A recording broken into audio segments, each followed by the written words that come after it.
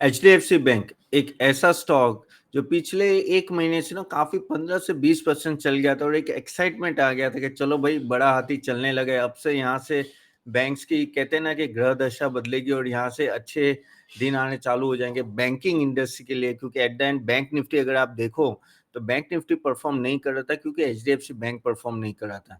और 15 कह सकते हैं ना कि 20-25 दिन एक अच्छी खासी होप थी एचडीएफसी बैंक पे और वो काफ़ी 15-20% बढ़ गया था और वो एमएससीआई में इंक्लूड होने वाला है, वो भी एक रीज़न था, काफ़ी सारे रीज़न। लेकिन क्या हुआ? थर्सडे के दिन आपको भी पता है कि एक बेसिकली खबर आई जिसमें बताया गया कि भई जो लोन ग्रोथ है और जो डिपॉज़िट ग्रोथ है एचडीएफसी का, वो अच्छा नहीं आया है और सडनली वापिस स्टॉक गिरने लगा। कल तो एडीआर ऑलमोस्ट 7% डाउन था। आज तो भी मार्केट में एचडीएफसी बैंक इतना गिरा नहीं है, लेकिन क्या एचडीएफसी बैंक आपको इस लेवल पे लेना चाहिए? काफ़ी होप बिल्डअप हुई है और वही चीज़ मैं आज डिस्कस करने जा डिटेल में, क्योंकि काफ़ी इन्वेस्टरों ने पूछा गया है कि एचडीएफसी बैंक क्या करे? अगर देखा जाए तो ना सभी इन्वेस्टर ने इन्वेस्ट किया है, रिटेल इन्वेस्टर ने, क्योंकि हिस्ट्री ऐसी है। एचडीएफसी बैंक अगर 25-30 साल से देखो ना, काफ़ी एक बम्पर रिटर्न दिया है ओवर द ईयर्स। लेकिन पिछले 3 साल से इतना रिटर्न नहीं है और वही आज हम लोग डिटेल में डिस्कस करेंगे। तो चलिए डिस्कस करते हैं एचडीएफसी बैंक मार्केट के बारे में भी बात करें, लेकिन क्या है कुछ इतना कुछ खास नहीं था, आज वहीं के वहीं थे। थोड़ा मूवमेंट हियर हुई रह रहे तो कुछ खादा ज़्यादा बात करने की ज़रूरत नहीं। एचडीएफसी बैंक पे पहले डिटेल में बात करते हैं, then I will take your question answer.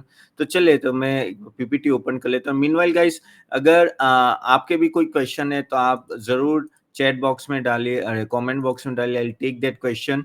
Okay, meanwhile talking about HDFC bank guys, HDFC bank की अगर हम लोग बात करें, जैसे मैंने बोला कि क्या रिटर्न रहा पिछले 3 साल 5 साल का, तो वही पहले देख लेते हैं। तो अगर देखते हैं तो कंपाउंड रिकॉर्ड 21% का, 10 इयर्स का, 5 इयर्स 22, 3 इयर्स 30।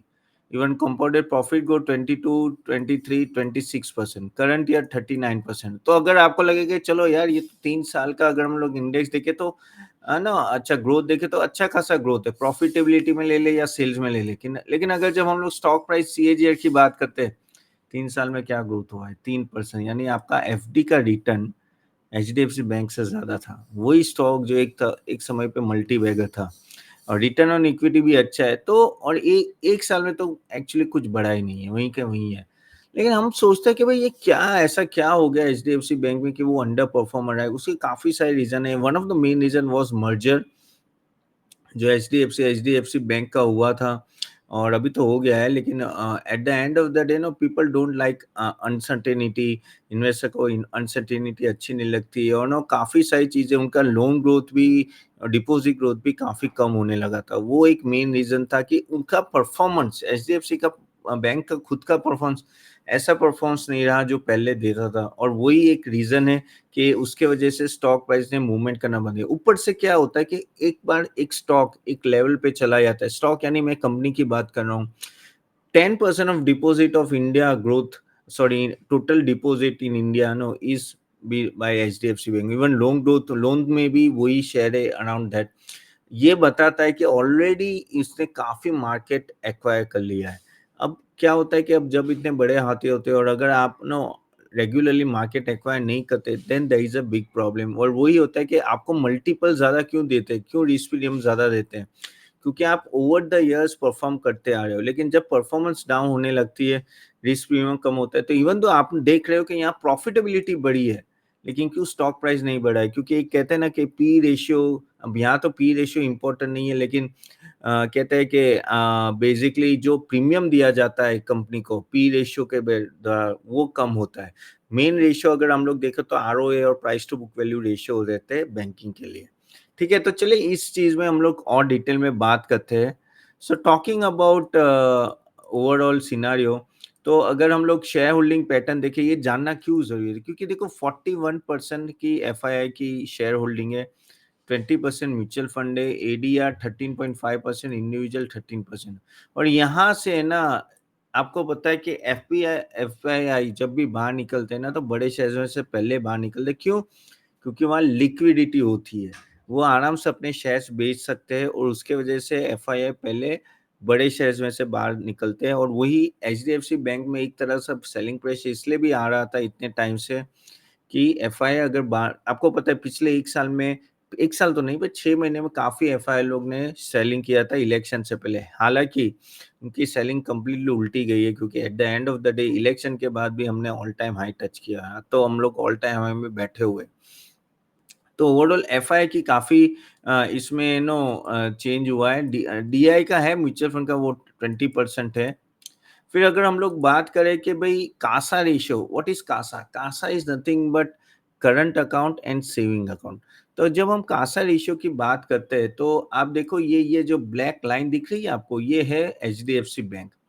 एचडीएफसी बैंक एक समय पे ऑलमोस्ट 60% के कासा रेशियो थे। अब कासा रेशियो क्यों ज़्यादा होना चाहिए? CASA is current account, saving account, वो इसलिए ज़्यादा होना चाहिए, तभी आपकी लोन की एबिलिटी रहती है और आगे जाके आप लोन प्रोवाइड कर सकते हो, क्योंकि आपके पास एक तरह से फंडिंग है, ठीक है? तो अगर आप देखो, ये 60% कम होके ऑलमोस्ट अगर ये रहा, एचडीएफसी बैंक का 38.2 आ चुका है। आई नो थोड़ा ब्लर दिख रहा है, क्योंकि थोड़ी इमेज हमने स्क्वीज़ की है इसीलिए।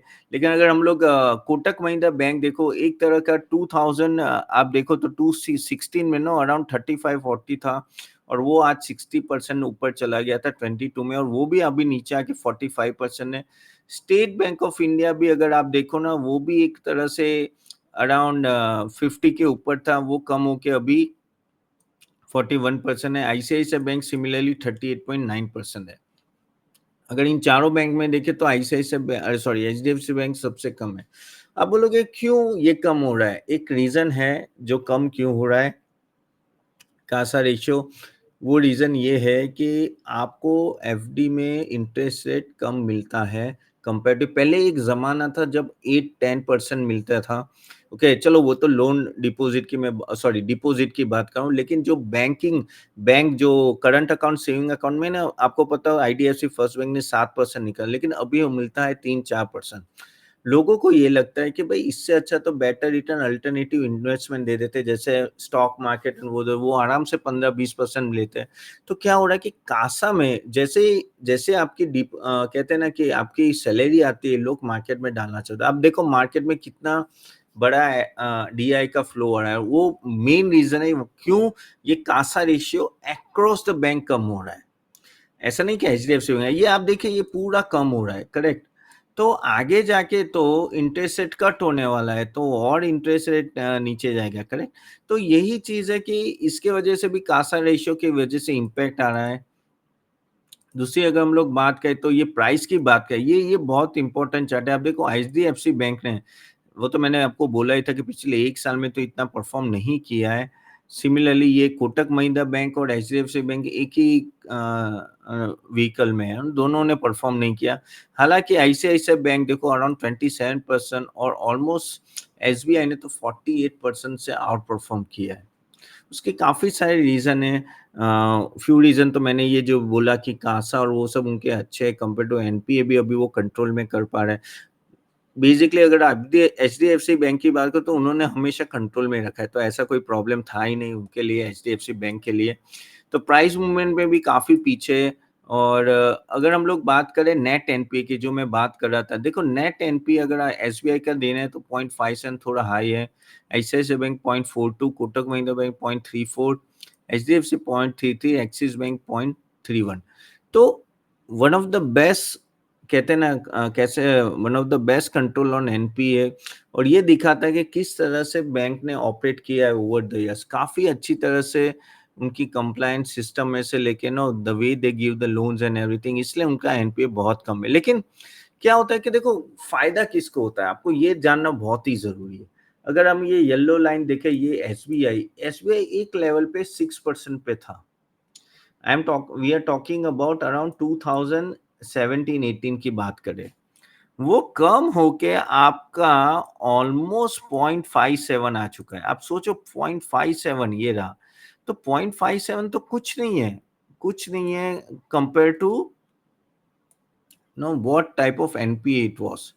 ओके, और ये इसके वजह से ना री रेटिंग आती है, ठीक है। जबकि हम लोग एचडीएफसी बैंक की बात करें, ओके, अरे वो तो सालों से 17 से यही चलता आ रहा है, 0.3 के आसपास ही है। उससे नीचे जाके कितना जाओगे आप, कितना नीचे जाओगे। लेकिन यहाँ देखिए आप, ये दूसरे आईसीआईसीआई बैंक जो ऑलमोस्ट 4.8 था, वो कम होके ऑलमोस्ट 0.42 आ गया है। इवन ये ऑरेंज वाला जो बेसिकली है वो एक्सिस बैंक है, वो भी अगर देखो तो आप ऑलमोस्ट 4 का 0.33 आ गया है। कोटक महिंद्रा बैंक का कंपैरेटिवली अच्छा था, लेकिन तो भी एचडीएफसी बैंक से ज़्यादा था, वो भी अभी कम आ गया। तो कहने का तात्पर्य ये कि जहाँ ये बड़ा रिडक्शन आता है, उनका वैल्यूएशन बहुत लो होता है। जब बहुत बड़ा हाई एनपीए होता है, तब उनका वैल्यूएशन बहुत हाई होता है, और वो जैसे ही रिड्यूस होने लगता है एनपीए, तो उनमें वैल्यूएशन री-रेटिंग होती है। यही चीज़ आप तीनों बैंक में देख रहे हो गाइस, करेक्ट? बाकी सब बैंक्स में देख रहे हो। Okay, ICICI banks, SBI, Kotak Mahindra, axis, जो आपको एचडीएफसी में दिख नहीं रहा है, क्योंकि वो already best in asset class थी और उसका प्राइस है ना मार्क टू परफेक्शन था। तो कोई गुंजाइश नहीं थी कि अनलेस अनलेस वो एक्स्ट्रा ऑर्डिनरी परफॉर्म करे, ये स्टॉक ऊपर नहीं जाने वाला था। ठीक है, अगर हम लोग बात करें कि पीएस कंपैरिजन, तो पीएस कंपैरिजन में भी अगर आप देखो तो ओवरऑल एचडीएफसी बैंक का ठीक ठाक रेटिंग है। आरओई ले लो, ROC compare to other banks. Okay, ROA यहाँ 2.59, एक्चुअली अराउंड 2%। अब देखना पड़ेगा ये स्किनर से लिया है डेटा, क्यों इतना ऐसा आ रहा है। ईवी बाय ईबिटा इसमें काम का नहीं है, लेकिन ओवरऑल आरओए भी ICICI bank, axis, Kotak Mahindra bank सबका अच्छा है। कोटक महिंद्रा का तो बेस्ट इन क्लास है ओवरऑल। पी रेशियो 19 है, विच इज ओके। ठीक है, पी रेशियो इतना मायने नहीं रखता है ये कंपैरिजन में। जब हम लोग बात करते हैं कि 3 year sales variance 30%, profit growth भी 26% है। ठीक है, इंटरेस्ट कवरेज 1.5 है, और अगर हम लोग डिविडेंड देखें तो वो थोड़ा ठीक-ठाक दे रहे हैं। सो अगर आप ये सब देखोगे तो कंपैरेटिवली स्टॉक में कोई बुरा ही नहीं है, लेकिन प्रॉब्लम क्या हो रहा है? देखो, ये सबके सामने ये स्टॉक ने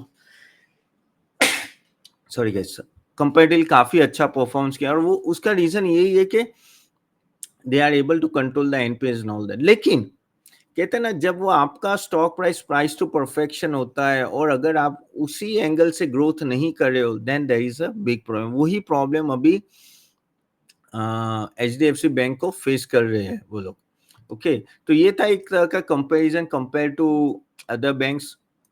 अदर बैंक्स का क्या था कि उनकी फाइनेंशियल इतनी खराब थी कि उन्होंने काफी इंप्रूवमेंट दिखाया पिछले कुछ सालों में, और उसके वजह से री रेटिंग हुई है। ओवरऑल अगर हम लोग बात करें, रिटेल बैंकिंग का अच्छा खासा परफॉर्मेंस नो कंट्रीब्यूशन है रेवेन्यू मिक्स में।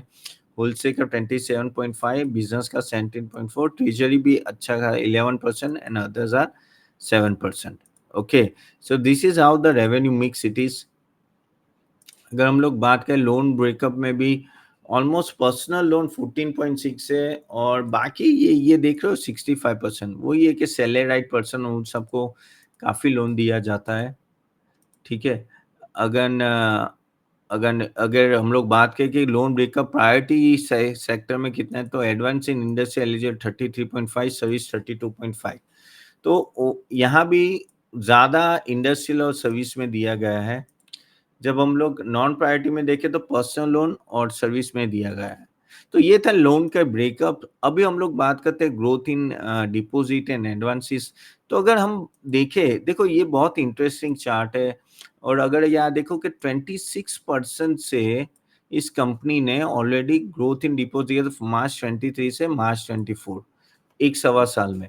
लेकिन जब हम लोग क्वार्टर टू क्वार्टर बात करें तो सिर्फ 7.5% का ग्रोथ था। तो क्या बता रहा है कि ये डिपॉजिट एंड एडवांस में ग्रोथ नीचे जा रहा है, which is not at all a good sign.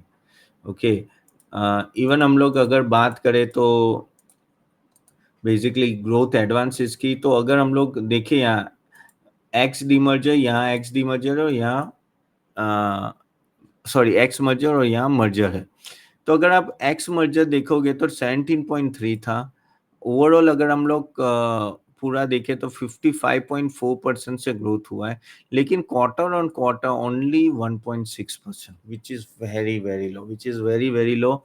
और उसके वजह से भी ग्रॉस एडवांसेस ठीक है, चलो उन्होंने मेंटेन किया है, कम किया है, लेकिन वो क्यों इतना कम रख रहे हैं? क्योंकि वहां से डिपॉजिट नहीं हो रही है, या कासा रेशियो बहुत कम है, इसके वजह से भी इम्पैक्ट आ सकता है। जब हम लोग बात करते हैं कि स्टेबल एंड ग्रेन्युअल डिपॉजिट में कैसा है, तो डिपॉजिट में भी अगर आप देखो तो ओवरऑल वही है, वही प्री मर्जर और डी पोस्ट मर्जर में सेम रेशियोज है, विच इज अराउंड 17% और 83%। सिमिलरली अगर हम लोग बात करते हैं कि प्रोपोर्शन ऑफ कासा रेशियो, तो प्रोपोर्शन ऑफ कासा रेशियो में आप देखो प्री मर्जर में 44% 42 था, जो कम होकर अराउंड 38% आ गया। यानी यहाँ एक चिंता की घड़ी है कि भाई ये क्यों आ रहा है नीचे, क्योंकि अगर कासा रेशियो कम और कम होता जाएगा वो लोन नहीं दे पाएंगे। तो ये चीज हमेशा ध्यान रखना है कि प्री मर्जर और पोस्ट मर्जर में क्या, क्योंकि एक्साइटेड तो बहुत होते हैं कि चलो मर्जर हो गया, कुछ नई चीजें हो गई, लेकिन क्या वो रेवेन्यू और प्रॉफिटेबिलिटी में दिख रहा है कि नहीं दिख रहा है, वो सब चीजें बहुत ही जरूरी है। ठीक है, तो ये एक आपको देखना है कि क्या डेटा है अभी के लिए।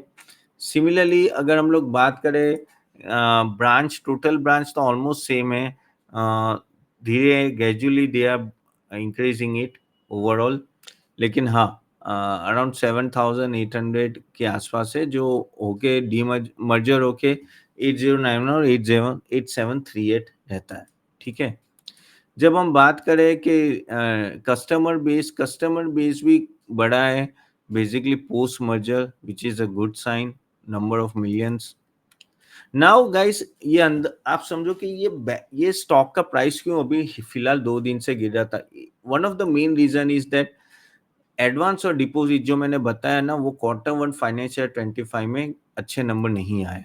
That was a problem. Again lender report slow loan growth and flat deposit in the June quarter. तो वही है कि जब आपका डिपॉजिट ग्रोथ और लोन ग्रोथ अच्छा नहीं होता है तो इस टाइप की प्रॉब्लम आ सकती है। Again CASA ratio fell to 36.3% at the end of June from 38.2। हमने ऑलरेडी 38.2 देखा और वो 36.3 आ गया। अब यही चीज बता रही है कि जो ग्रोथ इंजन है एचडीएफसी बैंक की वो धीरे धीरे स्लो डाउन हो रही है, which is not at all a good sign for an investor. Guys before I tell you anything, no I wanted to tell you one thing यार, clarification के लिए कि देखो ये I am a SEBI registered broker और एक किसी भी हिसाब से ना तो ये रिकमेंडेशन है ना तो हम लोग यहाँ कुछ कर रहे हैं। It is just a knowledge purpose we are sharing, तो please keep this in mind before investing in this stock. Okay, आपको इन्फ्लुएंस नहीं होना है, आपको कुछ नहीं होना, मैं जस्ट अपना व्यू दे रहा हूँ। करेक्ट, तो please keep this in mind. However we give our clients recommendation all that, तो वो अलग है। वो चाहे तो आप नीचे की लिंक क्लिक करके हमारे नेक्स्ट वर्कशॉप में अटेंड कर सकते हैं, लेकिन हाँ don't think as a suggestion. Again guys before I go, आपको ये वीडियो अच्छा लग रहा है तो do like and share this video to everyone, also subscribe to our channel. ठीक है, चलिए अभी हम लोग बात करते हैं, ये रही एचडीएफसी बैंक की, लेकिन एचडीएफसी बैंक में वही है कि अभी करना क्या है आपका, वही क्वेश्चन कि तपन करना क्या है। आपने बोला कि भाई ग्रोथ कम हो रही हो तो लेना चाहिए। देखो यार अगेन सजेशन के यार, ये इस तरह का ग्रोथ नहीं है जैसे वो पहले आता था। जैसे पहले जब ये एचडीएफसी बैंक नया नया आया था और आपको भी पता है किस तरह से ग्रोथ हुआ है, वो चला गया है, वो दिन चले गए, क्योंकि वो ऑलरेडी क्या ना one of the largest bank है इंडिया में। इसके वजह से ये आपको केयरफुल रहना है बिफोर इन्वेस्टिंग एनीथिंग। आपको दिमाग में रखना है कि आपको कितना रिटर्न चाहिए। अगर आप बोलोगे मुझे 20-25% रिटर्न चाहिए तो honestly speaking I don't think this stock can deliver. Again telling you guys this is just a suggestion not a recommendation. तो खुद का रिसर्च करिए इन्वेस्ट करने के लिए। तो ये था मेरा से एचडीएफसी बैंक के लिए गाइस।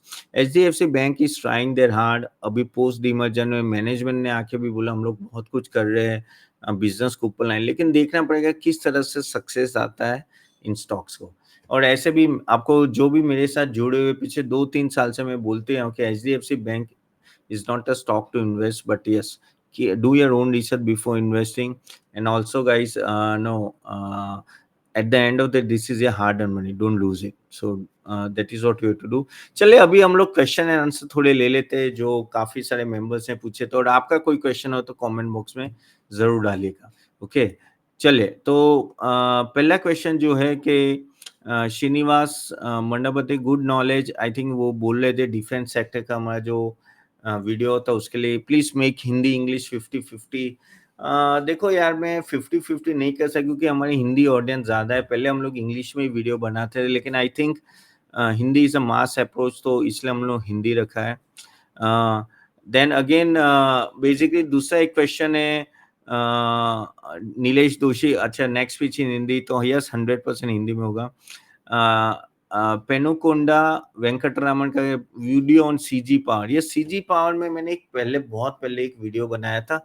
आप चाहते हो तो मैं एक आध वीडियो सीजी पावर में 100% बनाएंगे। वो स्टॉक तो बहुत ही चल चुका है, डार्लिंग है रिटेल इन्वेस्टर के, लेकिन देखते हैं आगे आगे क्या होता है। गायत्री रेलीगेयर में नहीं, I don't think you should invest and all that, तो कोई ज़रूरत नहीं है Gayatri. I think there are much much better stocks available. Ashif Asif Hussain Sakaria बोले कि Bank Nifty is already in risk. Yes it is in risk because of HDFC Bank. देखो Bank Nifty की कहानी क्या थी, बैंक निफ्टी ने परफॉर्म नहीं किया इतने टाइम से क्योंकि एचडीएफसी बैंक परफॉर्म नहीं कर रहा था इतने टाइम से।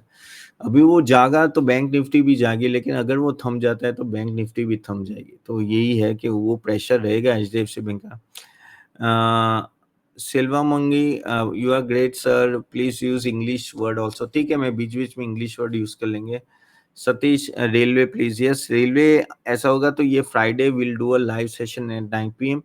आई take that railway station sorry railway video in detail. तो लाइव सेशन में हम लोग ये करेंगे, तो जरूर अटेंड कीजिएगा। Narottam, what about tourism finance stock? Tourism finance stock ठीक है, लेकिन इतना कुछ क्रेज नहीं है नरोत्तम उसमें, तो आई थिंक अभी के लिए तो मैं अवॉइड करूंगा, मैं कोई टूरिज्म फाइनेंस का स्टॉक को नहीं जाऊंगा।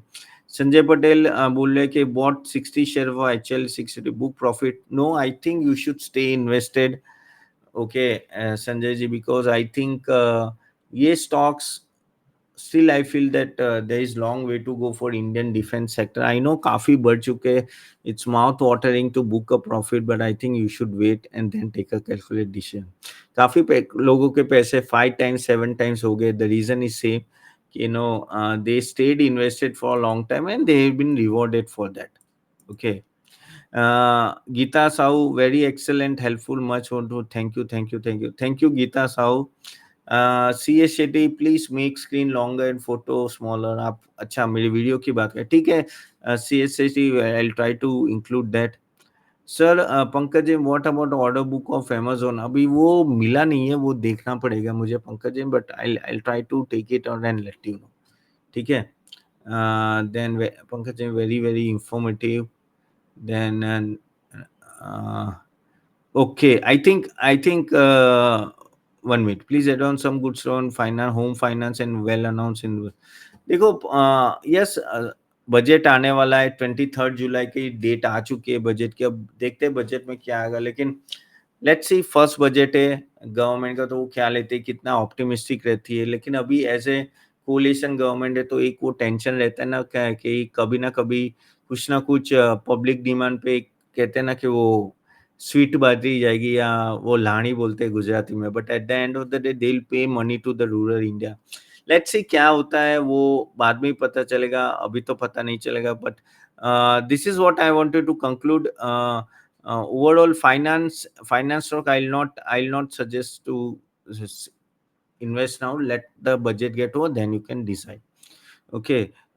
चले guys, so thank you very much. I think मैं यहाँ तक रखते हैं। मीनवाइल आपको जैसे मैंने बोला, please do like and share this video, और कल एक टॉपिक में लेंगे कोई ऐसा होता है, एक स्टॉक एनालिसिस। आपको स्टॉक एनालिसिस कैसे लगा, please right in the comment box, और आपके पास कोई स्टॉक है तो वो भी बताएं।